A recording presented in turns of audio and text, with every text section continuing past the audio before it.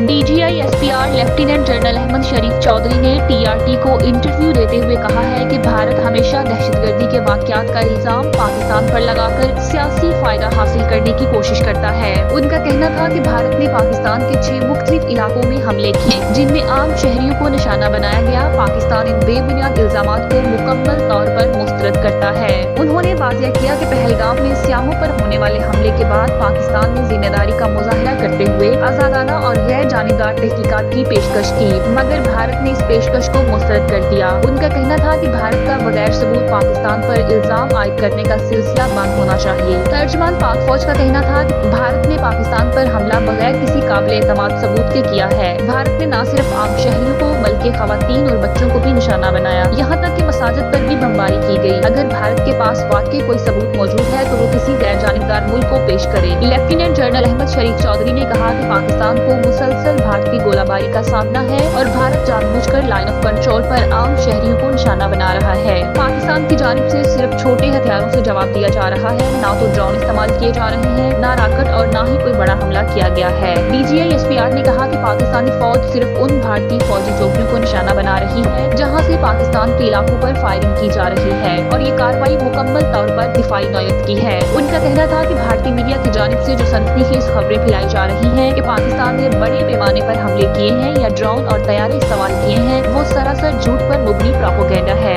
जिसकी कोई हकीकत नहीं और ये इल्जामात इंतहाई मज़ाक़ खेज है।